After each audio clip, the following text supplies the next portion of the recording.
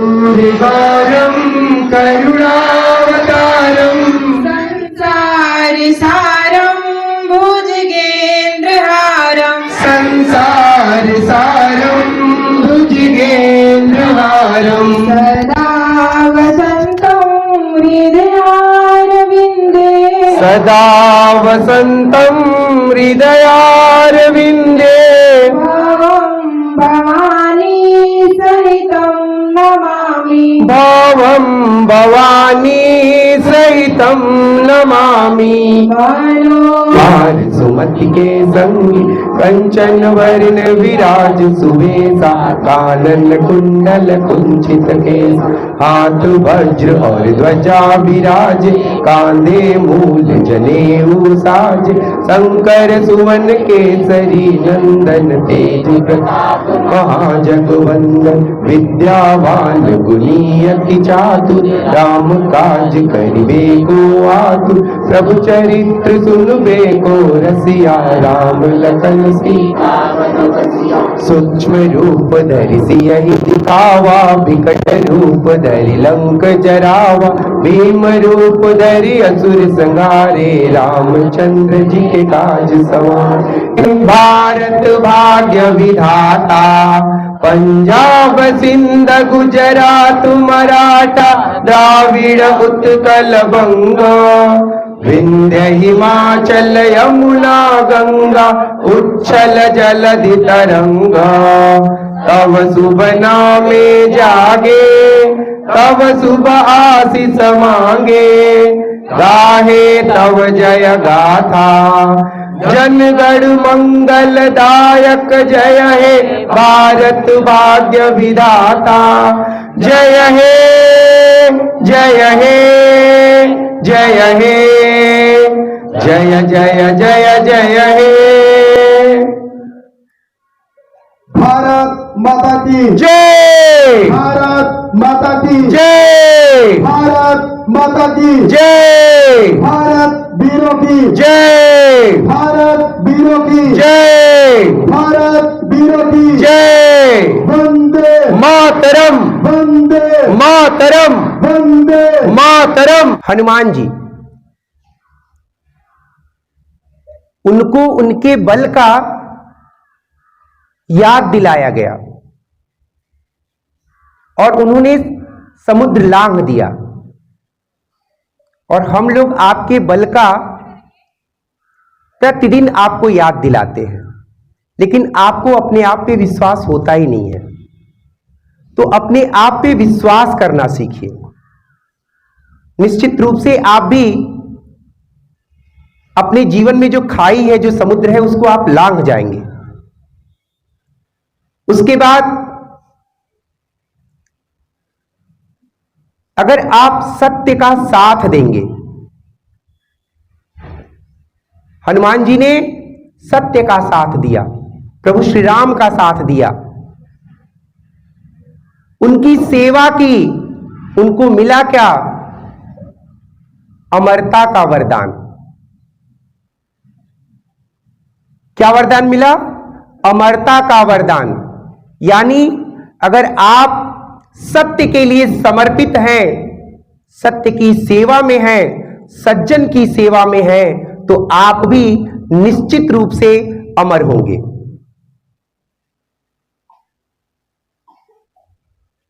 केवल जानिए मत, इन चीजों को मानिए, इसे अपने चरित्र में धारण कीजिए। जिस चीज को आप बहुत छोटा समझते हैं वह आपका जीवन बदल देगा, और सिर्फ आपका जीवन नहीं बदलेगा बल्कि पूरे समाज का जीवन बदल देगा। इसलिए इन चीजों को जानिए और इसे अपने चरित्र में उतारिए। निश्चित रूप से आप भी हनुमान जी की तरह अजर अमर हो जाएंगे। इन्हीं चंद शब्दों के साथ आप सभी का दिन शुभ हो। जय हिंद, जय भारत।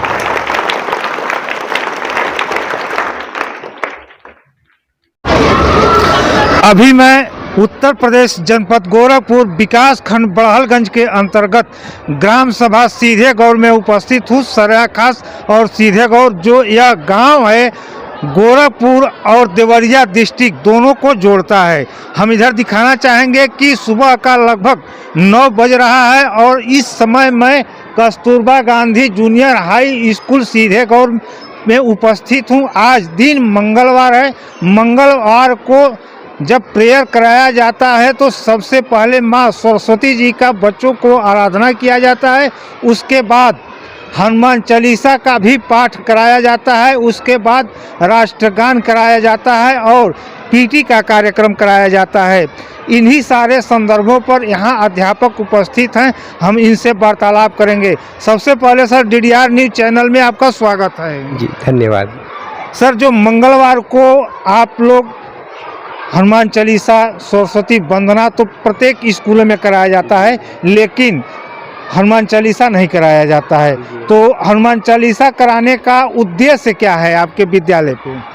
सर, एक तो जो हनुमान जी हैं वो मतलब सत्य की सेवा में अपना पूरा जीवन समर्पित कर दिए थे, तो हम लोग भी चाहते हैं कि बच्चों के अंदर जो है वो भावना पैदा हो कि वो भी देश के, समाज के और राष्ट्र की सेवा में जो है अपने जीवन को समर्पित करें। वो राष्ट्रगान कराने का क्या है कि हम राष्ट्रगान भी कराएं साथ साथ? सर, राष्ट्रगान मतलब एक ऐसा गीत, एक ऐसा गान जो पूरा राष्ट्र गाए, जिसमें हम पूरे राष्ट्र, बस हमारा मतलब ये है कि ये जो राष्ट्रगान है वो पूरे राष्ट्र को जो है वो एक सूत्र में बांधने का काम करे, और इसलिए हम लोग राष्ट्रगान। 1947 के पहले जब देश गुलाम था तो हमारे देश के महान पुरुषों ने अनेक प्रकार के संघर्ष किए और शहीद हुए। उसके बाद राष्ट्रगान या इस प्रकार की गीतें विद्यालय में नहीं हो पाती थी, तो कितना संघर्ष हमारे महापुरुषों का रहा इस भारतवर्ष के देशों का? सर, सबसे बड़ी बात तो कि हमारे पास एक ऐसी भाषा नहीं थी कि हम सभी लोगों को जोड़ पाएँ। अलग अलग बिखरे हुए लोग थे, तो कुछ लोगों को ऐसा लगता था कि ये हिंदी है तो मुझे नहीं करना चाहिए, मुझे कोई किसी और भाषा में करना चाहिए। तो उसके लिए तमाम तरह के जो है वो लोगों को समझाया गया, उनको जो है नहीं बता पाता। जो आपके विद्यालय का, बहुत से ऐसे विद्यालय हैं जो बच्चों के स्वास्थ्य के लिए खेलने के उपकरण और वहाँ की बाउंड्री, उनकी सुरक्षा के लिए जो आपके विद्यालय में, कैमरामैन से कहेंगे कि थोड़ा चारों तरफ दिखाने का प्रयास करें कि देखिए वो बाउंड्री वाल है, ताकि बच्चे इधर से उधर न जा पाएँ, और जो भी छुट्टा कभी कभी पशुएं होते हैं जो विद्यालय में प्रवेश कर जाते हैं, जिससे बच्चों को चोट लग जाती है। इस सुरक्षा दृष्टि को देखते हुए इस विद्यालय में Kasturba Gandhi junior high school के प्रबंधक जी और यहाँ के शिक्षकों का इतना प्रयास रहा कि बाउंड्री वॉल कराया गया है। और उधर हम दिखाना चाहेंगे कि बच्चे जो पानी आता है टोटी द्वारा, उनको बढ़िया से पीने की व्यवस्था की गई है। और स्वास्थ्य के लिए बच्चे जब छोटे रहते हैं तो उनके स्वास्थ्य पर भी बहुत ध्यान दिया जाता है। जो इस विद्यालय के बच्चे कितने, उनका क्या स्वास्थ्य रहे, उनके खेलने के लिए वहाँ व्यवस्था की गई है।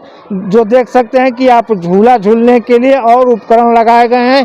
इस पर आपका क्या कहना है? इन जो खेल उपकरण विद्यालय में रखे जाते हैं, और पहले विद्यालय पे समय समय में 1 घंटी पीटी की चलती थी, जो आज के समय में ये विद्यालय से पीटी हट गई है, तो बच्चों को स्वास्थ्य पर इसका क्या प्रभाव पड़ रहा है?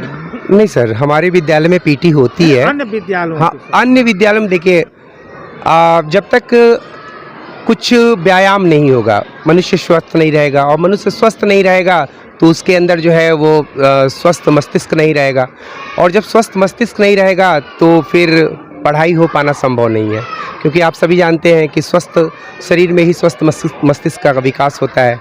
तो हमारी विद्यालय का ये हमेशा लक्ष्य होता है कि बच्चे स्वस्थ रहें और उनके अंदर स्वस्थ होने के साथ साथ स्वच्छता का भी ध्यान देना बहुत जरूरी है। थोड़ा हम कैमरामैन से कहना चाहेंगे कि नीचे दिखाएं कि इस विद्यालय के प्रांगण को कितना स्वच्छ रखा गया है कि कोई एक तिनका इस प्रांगण में दिखाई नहीं दे रहा है। आप चारों तरफ दिखा सकते हैं, किसी भी तरफ। और इधर दिखाना हम चाहेंगे कि पर्यावरण को देखते हुए इस विद्यालय के प्रांगण में अनेक प्रकार के फूल और पौधे लगाए गए हैं, जबकि आप उधर सामने देख सकते हैं कि गेंदे के फूल लगाए गए हैं, छोटे छोटे और पौधे हैं। और एक यहाँ वृक्ष हम दिखाना चाहेंगे कि आज के परिवेश में अधिक से अधिक वृक्षों के कट जाने के कारण 2021 में कोरोना आया था, जिस कोरोना में लोग ऑक्सीजन के लिए इधर उधर भटक रहे थे।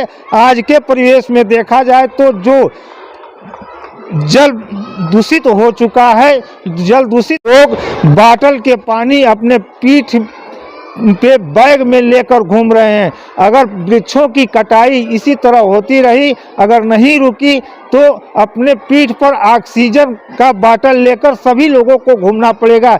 इसलिए इस विद्यालय के प्रबंधक और अध्यापक ने इस सुरक्षा दृष्टि को देखते हुए और बच्चों को जागरूक करने के लिए, अगर बच्चे छोटे पर से देखे रहेंगे कि हमारे विद्यालय में इन पौधों का किस तरह से व्यवस्था किया गया था, इन फूलों का किस प्रकार से व्यवस्था किया गया था, तो वो अपने भविष्य में पौधों को लगाने और वृक्षों को लगाने का प्रयास करेंगे और वृक्षों को बचाने का प्रयास करेंगे। उधर हम दिखाना चाहेंगे कि एक स्टैचू लगा हुआ है, जो दाई यहाँ की हैं, जो सफाई करती हैं, वह उसमें डालती हैं। और बच्चे जो भी मान लीजिए कागज़ का टुकड़ा होगा, अगर कहीं फाड़ देते हैं, बहुत छोटे से बच्चे होते हैं जो इसकी गलतियाँ कर देते हैं। बचपन में जब भी हम लोग भी पढ़ते थे या शिक्षक हो जो भी हों, तो इस छोटी छोटी गलतियाँ सभी लोग कर देते थे। छोटे छोटे कागज़ के टुकड़े प्रांगण में फेंक देते थे, लेकिन यहाँ दाई रखी गई है कि उस टुकड़ों को उठाकर उस स्टैचू में डाल दे। उधर हम दिखाना चाहेंगे कि छोटे छोटे स्टैचू दीवार पर भी यहाँ के प्रबंधक जी द्वारा बनाया गया है, जो पौधों को दर्शाया गया है। और जो पहले ज़माने में झोपड़ियाँ हुआ करती थी, इस समय तो थोड़ा झोपड़ियों का होना कम हो गया है। हम उधर दिखाना चाहेंगे कि हर एक मार्गदर्शन इस विद्यालय में दिया गया है। और इस विद्यालय की स्थिति क्या है दिखाना चाहेंगे कि मजबूती तरीके से यहाँ से विद्यालय के जो 2 छत का विद्यालय है, मजबूती तरीके से रेलिंग बनाया गया है, ताकि कोई बच्चा बाहर आकर गिर नहीं जाए। कहीं कहीं विद्यालय में इस प्रकार की गलतियाँ कर दी जाती हैं, जिससे बच्चे क्षतिग्रस्त हो जाते हैं। 2 दिन पहले मैंने इसी विद्यालय के प्रबंधक से वार्तालाप किया था, जो जून और जुलाई और में बाढ़ आ जाती है। बाढ़ आने के कारण यह गोरखपुर का दक्षिणांचल और कचरांचल एरिया है, कचरांचल एरिया है। यहाँ बाढ़ आने से यह क्षेत्र बहुत प्रभावित रहता है। कम से कम 2 से 2.5 महीना यहाँ के बच्चे पढ़ाई से प्रभावित हो जाते हैं। इन सारे संदर्भों में मैंने यहाँ के प्रबंधक जी से वार्तालाप किया था। मेरी वीडियो चल रही है। इसी क्रम के साथ DDR न्यूज़ चैनल से मैं राम निवास यादव।